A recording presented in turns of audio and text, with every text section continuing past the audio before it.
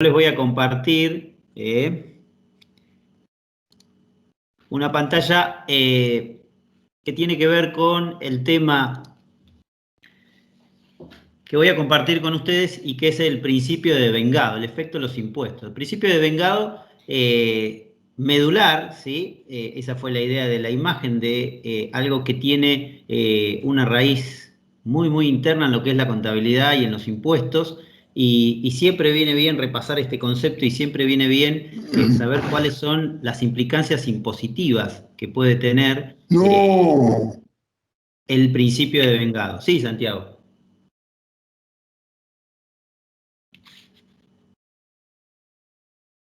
Bien, la idea es transmitirles el principio de Vengado y en función de eso establecer qué características o qué implicancias, ¿sí?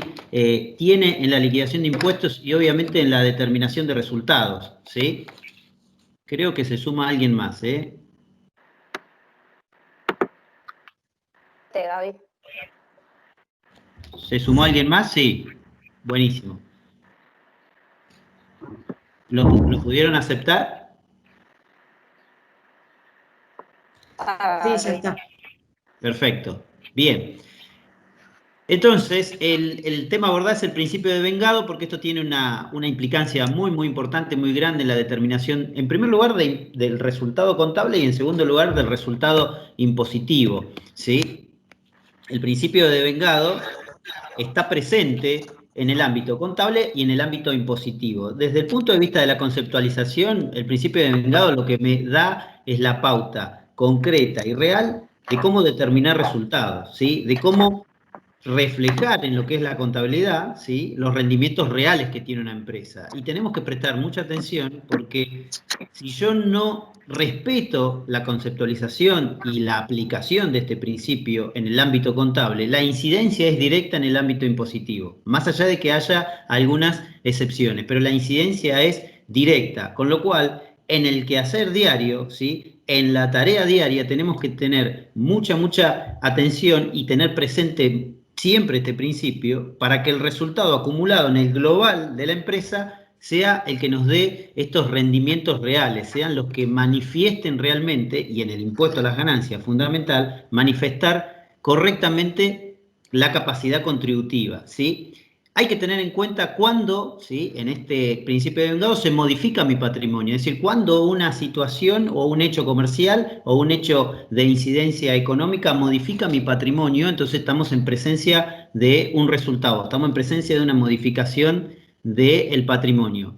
Evidentemente, como estamos hablando de incidencia en la modificación cuantitativa de mi patrimonio, no va a respetar el flujo de fondos. El principio anterior de percibido, antes la contabilidad, hace unos cuantos años era por percibido, ahora es estrictamente por lo devengado, porque hace esto de representar y manifestar rendimientos más reales en la realidad. Y las fuentes para llegar a este principio de vengado son las normas contables, pero también está en el impuesto a las ganancias, y esto está plasmado en el artículo 18, ¿sí? Donde me dice cómo debe realizarse, ¿sí? La imputación de resultados entre un ejercicio y otro, ¿sí? Y me dice que el punto de partida para la liquidación del impuesto a las ganancias es el resultado contable, ¿sí? En las sociedades comerciales, la determinación del resultado comienza con el resultado contable. Eso me dice el decreto reglamentario. Entonces, tengo que tener muy a mano las normas contables para determinar rendimiento, porque el principal cuestión que tenemos en la ley es que no me dice qué es devengar. La ley de impuesto a las ganancias no me dice que es devengado, entonces tengo que buscar una fuente, y la fuente son las normas contables. Fíjense la importancia de este quehacer día a diario para que determinar resultados reales y resultados lo más ligados a la realidad y ligados a esa realidad que va a manifestar una capacidad contributiva de la empresa cuando determine su impuesto. En las normas contables el devengado está en la RT 17 y me dice que tengo que reflejar en la contabilidad los hechos que modifiquen mi patrimonio, ¿sí? Independientemente, ¿sí? Del flujo de fondos que generen, ¿sí? Eso es básicamente el devengado.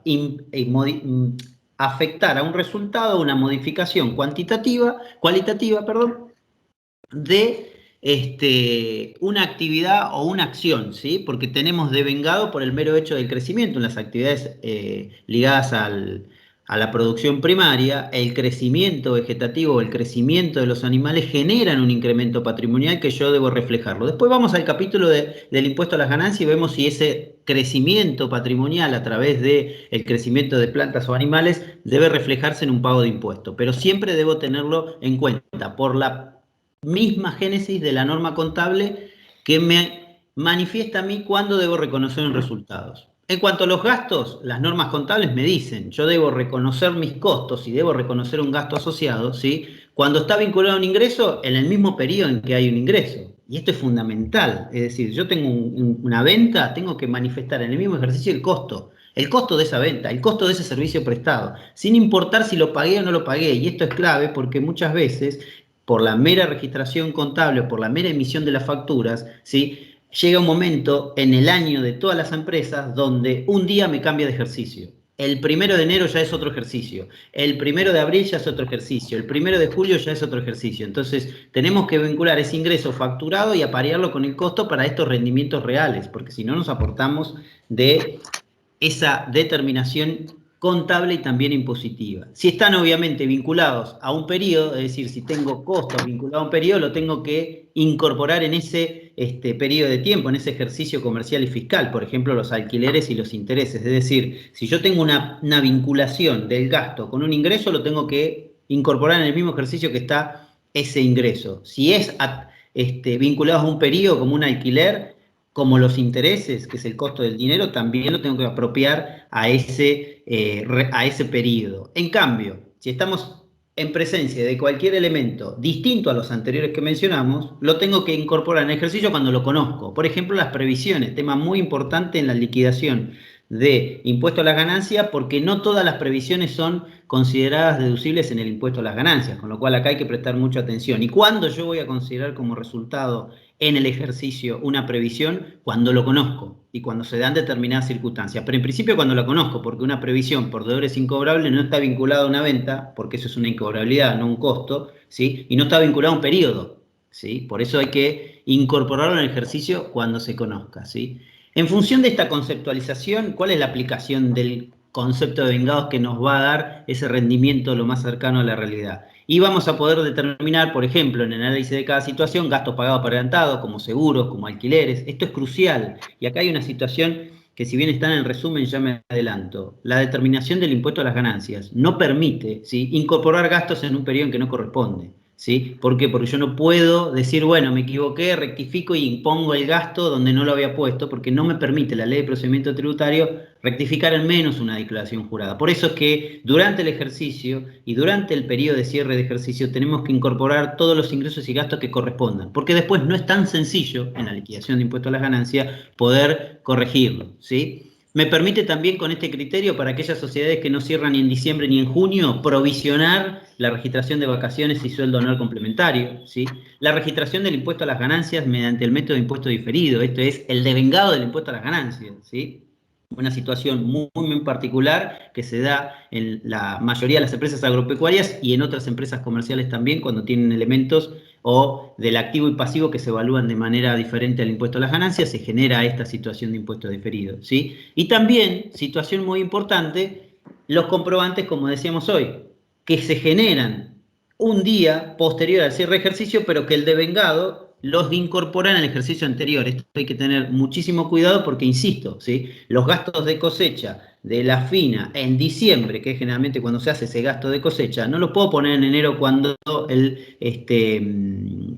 contratista me hace la factura el 10 de enero. Eso hay que respetar el principio de devengado. Situación especial la de él en el impuesto al valor agregado por facturar tarde un servicio. Pero para nosotros el devengado nos obliga a incorporar ese gasto, porque si no, nos tenemos el gasto de cosecha, un resultado, ¿sí?, que es la obtención de los granos. Esto es fundamental. Lo mismo que las comisiones por ventas, si es que tengo ventas en un mes y las comisiones en el siguiente. Es decir, el principio de vengado me da toda esa pauta, me dice cómo ordenar mi resultado del ejercicio de manera que el resultado que yo manifieste en términos contables sea el más cercano a la realidad y en términos impositivos sea el que manifieste esa verdadera capacidad contributiva en el impuesto a las ganancias, que es uno de los pocos que tenemos que es bastante ecuánime en ese sentido, porque yo manifiesto una capacidad contributiva a través de mis resultados.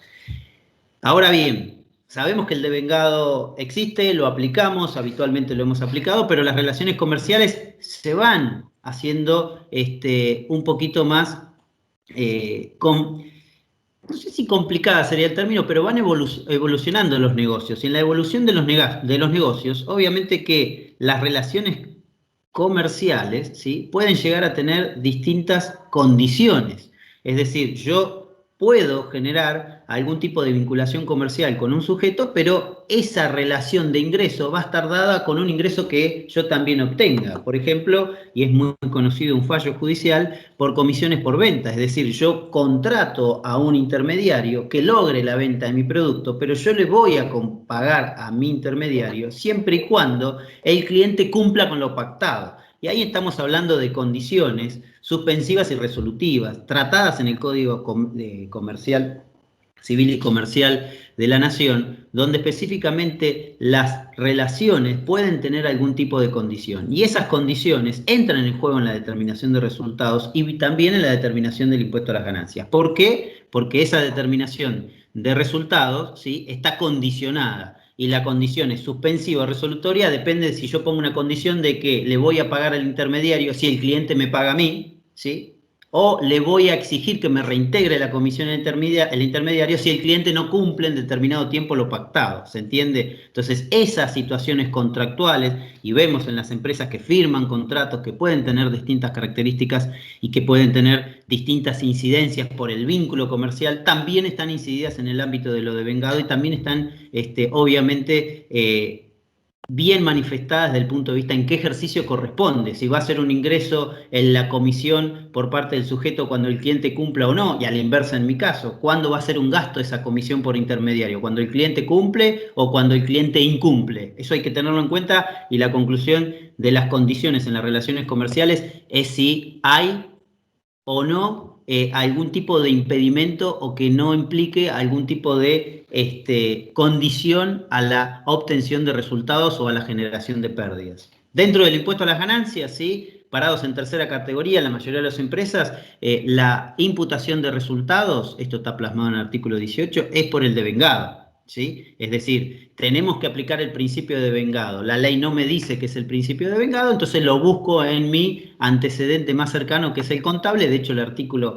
63 del decreto reglamentario me dice, parta del resultado contable para determinar el impuesto, ¿sí? Y acá hay casos especiales que los conocemos, pero bien vale para este pequeño ensayo de lo que es devengado, ¿sí? La opción de venta y reemplazo, el tratamiento de previsiones incobrables, el devengado exigible, todas estas son premisas que la ley me dice, apártese del devengado contable y del devengado que yo le exijo para pagar el impuesto y ayórnese a situaciones especiales. El de venta y reemplazo, que obviamente, perdón, el devengado exigible es el de poder diferir el resultado contable, ¿sí?, y el resultado impositivo en el momento en el que yo voy a poder exigir el cobro de determinadas ventas. En el caso de ventas a plazo de mercaderías, cuando son superiores a 10 meses, yo voy a poder imputar impositivamente el resultado en el momento en que sea exigible la cuota, es decir, me voy a apartar del resultado contable en ese momento para liquidar el impuesto de acuerdo a esa franquicia. ¿Por qué da esta franquicia la ley? Y porque puedo no tener los fondos para afrontar ese pago de impuestos porque estoy vendiendo a plazo. Lo mismo sucede, y fíjense la gran diferencia, con otras mercaderías, ¿sí?, que no sean bienes de cambio, pero cuyo plazo de exigencia sea más de un periodo fiscal. Más de uno vendemos un bien de uso cercano al cierre de ejercicio y ponerlo en 2 cuotas y que la segunda cuota sea en el ejercicio siguiente, entonces diferís el resultado. Esto es planificación fiscal. ¿Me lo permite la ley? Sí, me lo permite la ley. ¿Me aparta el devengado contable del que tengo en el resultado contable? Sí, me aparta, pero me lo permite la ley. Por eso es muy importante tenerlo en cuenta. Lo mismo que el venta y reemplazo, que todos conocemos, ¿sí?, y que me implica diferir el resultado obtenido por el reemplazo de una maquinaria, de un bien o cualquier tipo de bienes de uso, ¿sí?, por el mero hecho de diferir mediante amortización el pago del impuesto. Aquí les va a quedar el material donde ven que si hago uso de la opción de venta y reemplazo o no hago uso de la opción de venta y reemplazo, el monto de ahorro fiscal es el mismo.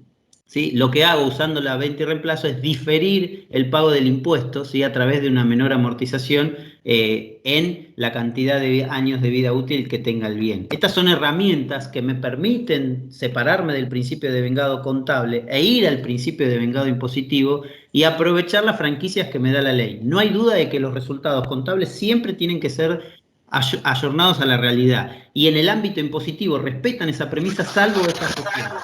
Tres interesantes en este caso para tratar en estos minutos: el venta y reemplazo, el devengado exigible y también las previsiones del ámbito impositivo. ¿Por qué? Porque si bien en la pantalla podrán ver todos los requisitos que da la ley de impuesto a las ganancias para poder computar un deudor como incobrable, el que está en rojo, que es la verificación en concurso preventivo, a mí me permite diferir un resultado o incorporar un resultado de pérdida en mi impuesto a las ganancias, ¿sí? Cuando contablemente tal vez no es una pérdida, porque si el cliente, si yo verifico el crédito en concurso preventivo de un cliente, no quiere decir que tenga una pérdida, tal vez tenga una quita, pero en el ámbito impositivo ya me lo deja, entonces me aparto del devengado contable y aprovecho la franquicia impositiva.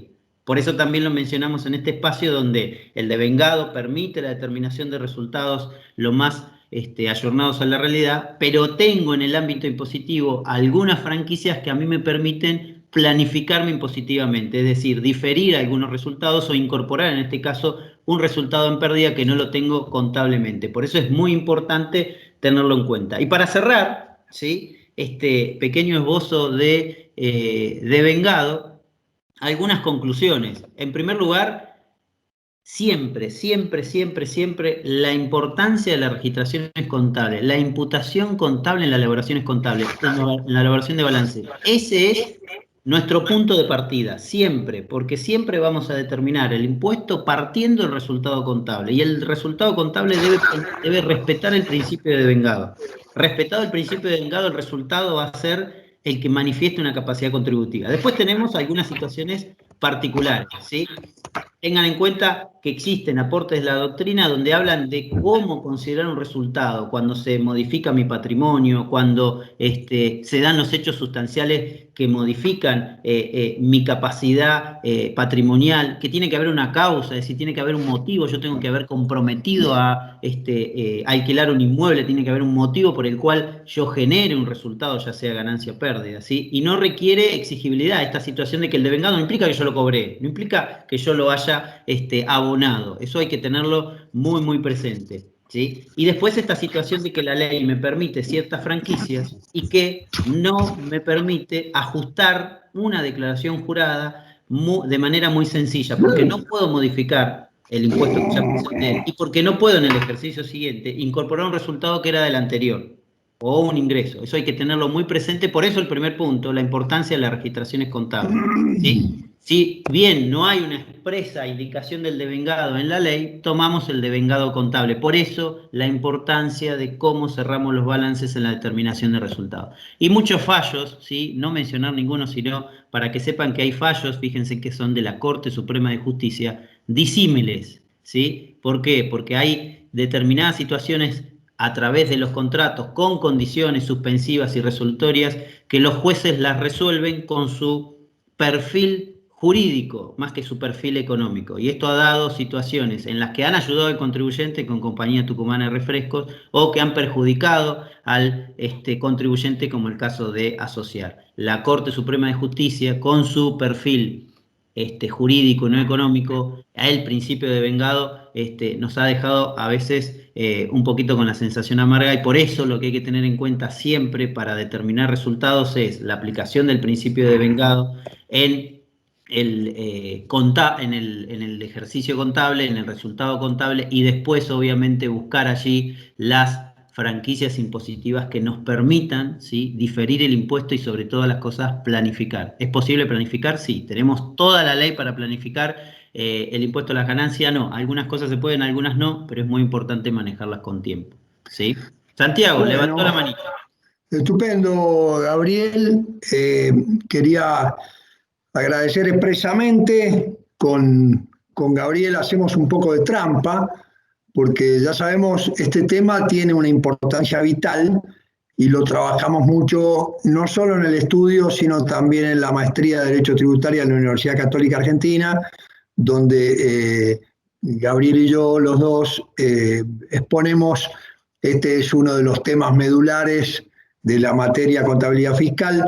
Claramente es indispensable tener en cuenta los cierres de balance contables y por eso también la intervención, por supuesto, de nuestros colegas y de Lucio González Bonorino como responsable del Departamento de Auditoría del Estudio. Hacemos mucho hincapié en el tema del devengado por la relevancia que tiene y por el efecto en el impuesto a las ganancias, como ya explicó muy bien Gabriel, y ahí hay material que tienen para poder mirar, o bueno, algunas de estas cuestiones de planificaciones fiscales que son totalmente relevantes.